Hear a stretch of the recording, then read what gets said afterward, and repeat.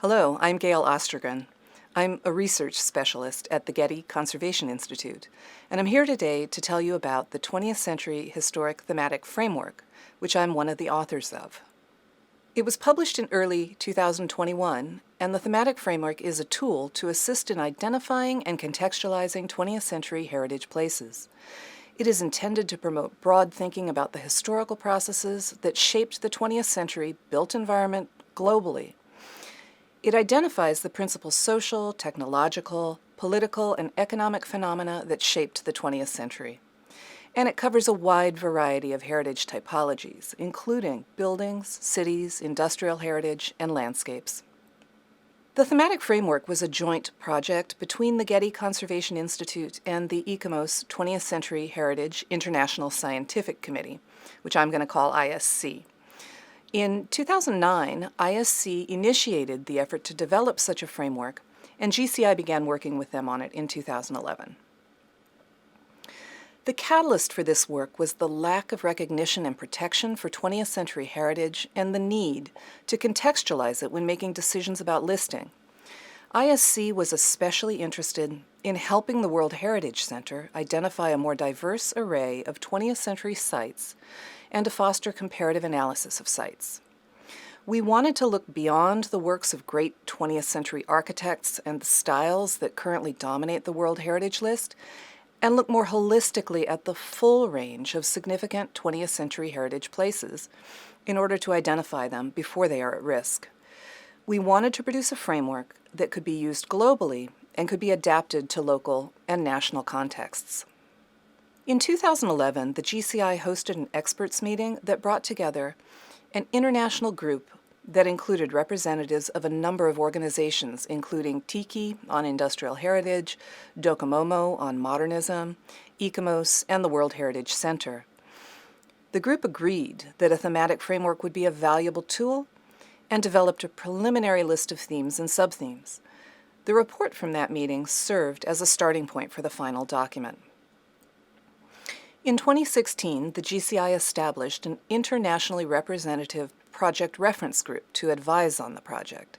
It included representatives from TIKI, DOCOMOMO, ICOMOS, and the ISC 20th Century Committee, plus 5 regional representatives from different parts of the world. The thematic framework was written by a multidisciplinary team that included both consultants and Getty staff. Thematic frameworks are not a new idea, and they're used in a number of places.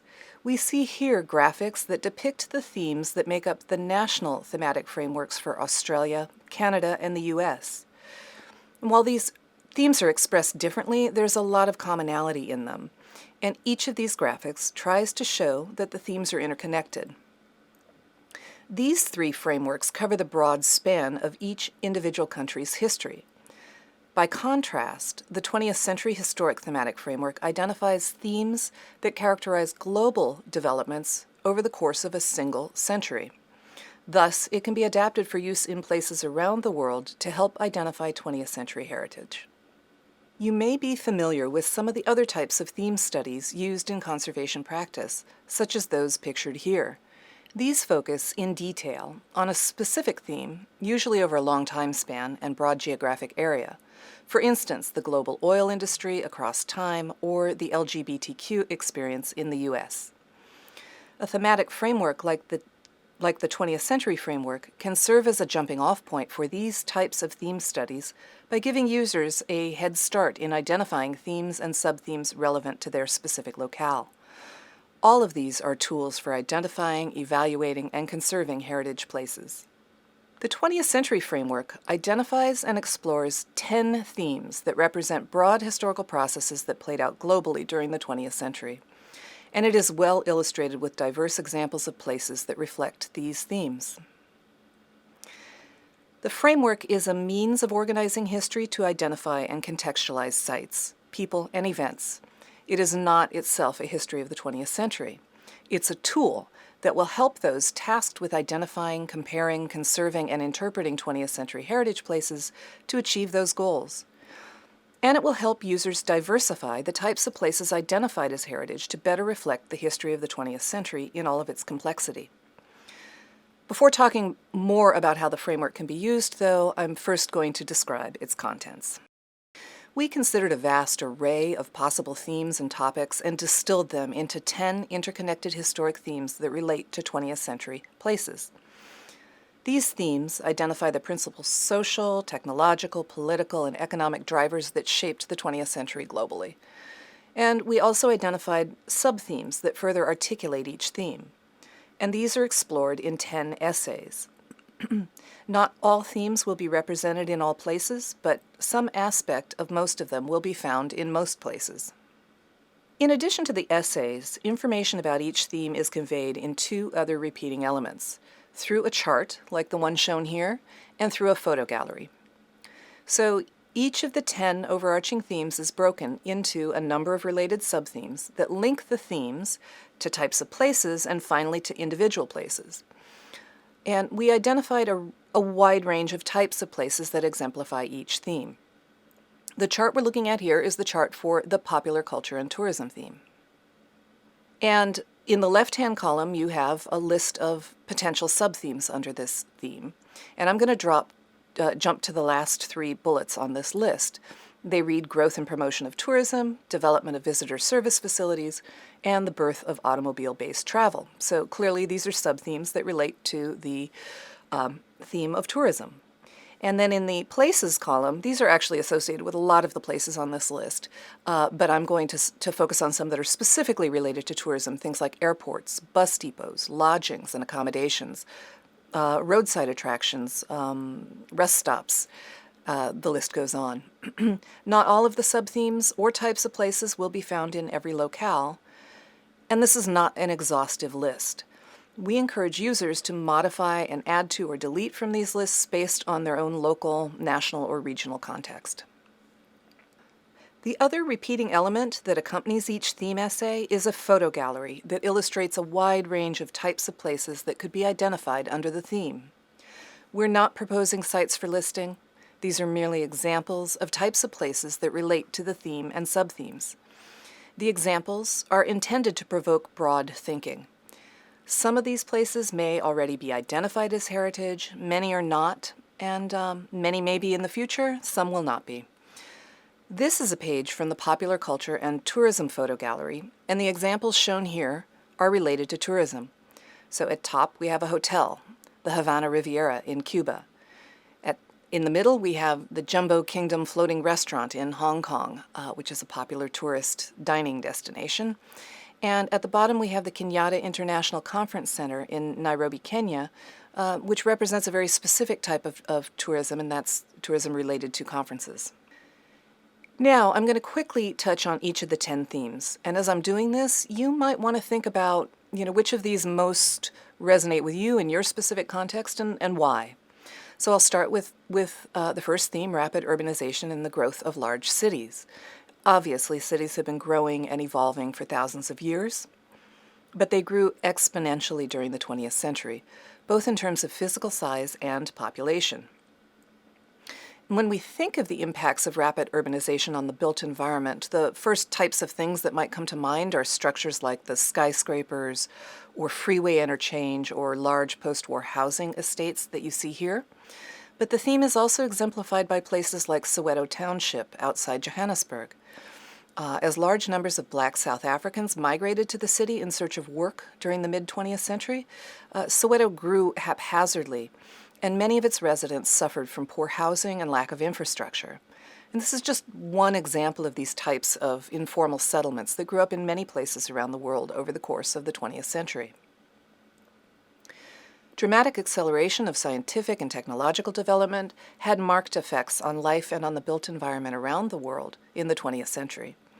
These changes can be seen in places as varied as this remarkable hospital facility at top left, which brought improved healthcare services to a largely rural population in Mauritania, to the space-age-looking Futuro house that's right below it, which exemplifies the use of new building materials, in this case plastics, and prefabrication of residential structures. The theme also encompasses many other topics like space research and exploration, the development of new sources of energy, and the application of scientific research to the development of new products and services. The demand for food grew along with the world's population over the course of the century. And while subsistence farming using age-old techniques persisted in many places, in much of the world, increasing mechanization, like this rotary milking parlor at left, and the emergence of industrialized food production led to dramatic changes in rural landscapes. For instance, mechanized food production required vast amounts of water, and many places invested in irrigation schemes. The Bhakra Dam in India is one of the highest gravity dams in the world. It feeds a canal that provides water to 10 million acres of cropland. And like many such dams, it also generates hydroelectric energy. Growth in the globalization of trade led to significant changes in political power structures and cultural landscapes around the world in the 20th century. This theme essay discusses 5 major trends in world trade, including the evolution of international trading relationships and changing port landscapes, both of which are exemplified by the Panama Canal, seen at top left. International trading relationships are also represented here by the Fiat Talliero building in Asmara, Eritrea. Built by the Italian car company in what was then the industrial center of Italian East Africa, the site exemplifies the expansion of colonial trading relationships in the first half of the century. And what could better represent the emergence of global franchises in the 20th century than McDonald's Golden Arches? Seen here is the oldest extant McDonald's hamburger stand right here in California. Many of the 20th century developments in mass communication and transportation systems were, in fact, the evolution of 19th century or earlier technologies, for instance, rail transport and telephones. The public payphone was introduced in the late 19th century, but its reach grew across the 20th century, providing widespread access to telephone service. But since the explosion in the use of mobile phones in recent years, this once ubiquitous bit of communications infrastructure has become increasingly rare. In some places, public phones, like Brazil's much-loved Orelhão, which means big ear, seen at left here, in many places such phones are being identified as possible heritage resources. And of course, there are many new forms of transportation like air travel and mass communication like radio and television that emerged in the 20th century. Both of the new mass communication technologies are represented by the Centec Tower at right, which was originally built for radio transmission and was adapted as Johannesburg's main television tower in the 1970s. The 20th century was an era of political, social, and economic revolution through both violent and peaceful means. Governments were formed based on emerging and evolving political ideologies, and much of the century was marked by the great ideological divide between the capitalist and communist blocs. Many new nations came into being as European colonial empires were dismantled, and with the fall of the USSR. Governments also banded together to form international institutions, including the UN, to establish international law and address a diverse array of global issues, among them human rights. A wide array of places was selected to represent this expansive theme, from the UN headquarters to the house in the maximum security prison at Robben Island, where South African anti-apartheid activist Robert Sobukwe was held in isolation, to the massive Palace of Parliament in Bucharest, a legacy of Romania's period of communist rule, to the spiraling concrete monument that celebrates the reunification of French and English-speaking Cameroon following decolonization. Parallel movements advocating the preservation and protection of heritage buildings and natural landscapes emerged in the 19th century, but really came to fruition in the 20th as the public asked governments to protect the places that were important to them.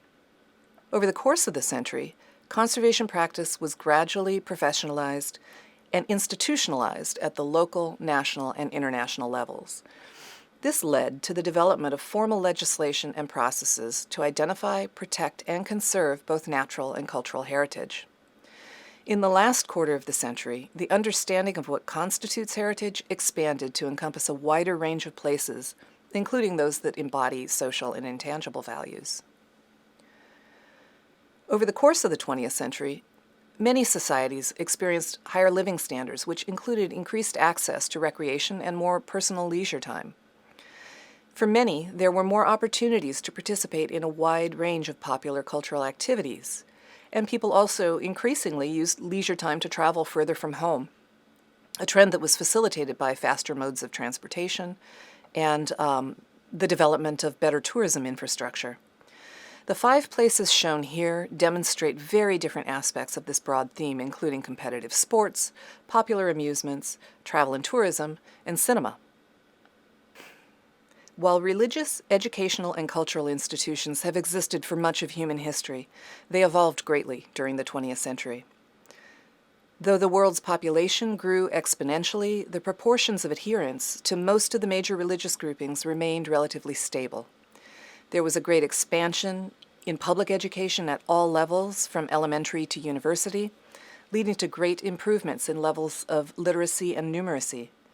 And this great growth in formal education was accompanied by an enormous expansion of the informal educational system, which supports and enhances people's intellectual and cultural lives through institutions like museums and libraries. And oftentimes, such religious and cultural institutions were housed in great works of architecture. And war, of course, has existed across human history, but the nature of 20th century warfare was markedly different from previous centuries. It was carried out on a much larger scale with new and more deadly weaponry. Throughout the century, wars between nations, civil wars, and post-colonial struggles raged in places around the world. And these were punctuated in the first half of the century by the 2 world wars, which involved many of the world's most powerful nations, while the Cold War dominated geopolitics for much of the second half of the century. All of these conflicts left myriad traces on the landscape, many of which have come to be recognized as heritage. Perhaps one of the strangest of these is the Joint Security Area at Panmunjom in the demilitarized zone at the border between North and South Korea, the blue buildings that you see at bottom right.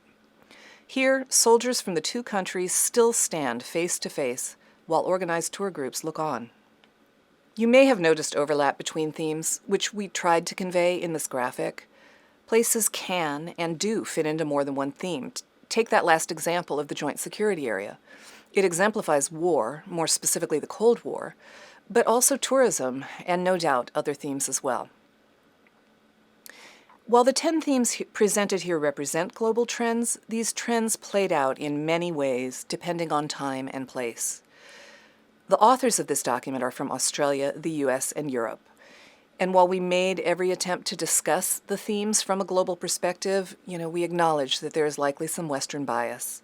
And we encourage users to interpret these themes through their own geographical lenses and specific histories. So now, to return to the question of how to use the thematic framework. It is a means of organizing history to identify and contextualize sites, people, and events. And we want to emphasize that the thematic framework is a jumping-off point. It's for further action and research, and it can be used in many different ways. We've broken these suggested uses into 3 broad categories. First, to identify, survey, and assess 20th century heritage places. The thematic approach can broaden our understanding of heritage so that the places we identify and protect are more inclusive. Since it doesn't rely on chronology or architectural significance, it helps us focus on other important historical issues like social, cultural, technological, economic, and political trends. By helping us to more fully understand the historical development and context of an area or a place, it will help us identify the most important types of places found in that area so that a broad and representative range of heritage places are recognized. It can also be applied to existing inventories to identify and fill gaps or to add layers to the understanding of a place. This could be especially useful in trying to address social justice issues because it helps shift the focus to places with deep cultural meanings that speak to the experiences of underrepresented groups. It also can be used to facilitate comparative analysis. For example, once you've identified a number of places related to a theme, like the development of rail travel, you can more easily compare them to determine which are the most important to telling a complete story. And finally, it facilitates a focus on more modest structures and non-building typologies like ports or roads and other types of infrastructure. The second category of uses is to make connections between places, people, and events, which will help us develop ways to protect and conserve places. By identifying heritage places using a thematic approach, we can then develop conservation plans and other actions based on what's been found. The thematic framework might be used in preparing listing nominations to protect significant 20th century sites. It will help identify at-risk places that might be under-recognized, underappreciated, or deteriorating or otherwise threatened, like this important but abandoned and decaying citrus packing house in Florida. And it can be used in building stakeholder networks or to support improved funding and access to grants for conserving places. And finally, it can be used in the interpretation, promotion, and recording of heritage places. The thematic framework is a good tool to use to share more layered stories with a broader audience. It can help us interpret places in new ways and extend the interpretation of heritage places that have already been identified by telling their specific 20th century stories. It could be a good tool for raising public awareness and promoting places. And it can serve as a driver of all kinds of research related to 20th century places, developing research strategies to expand on local or national themes or to address neglected or underrepresented themes, identifying living people associated with places who might be valuable sources for oral history or other types of research, in educational settings to teach students to think broadly about what constitutes heritage, and to record the wide diversity of cultural heritage types and historic themes of the 20th century. We created the 20th Century Historic Thematic Framework as a tool to support conservation of significant 20th century heritage places, and we have offered it freely for trial and use, debate, and discussion. Our hope is that it is broad enough yet clear enough that it can be adapted and applied most anywhere in the world. We already know of places in Africa and South America where it's being considered to conduct surveys of modern heritage, and we would love to hear from others who are using it for any purpose anywhere in the world. I hope you'll be interested in having a look. It's available for download on our website.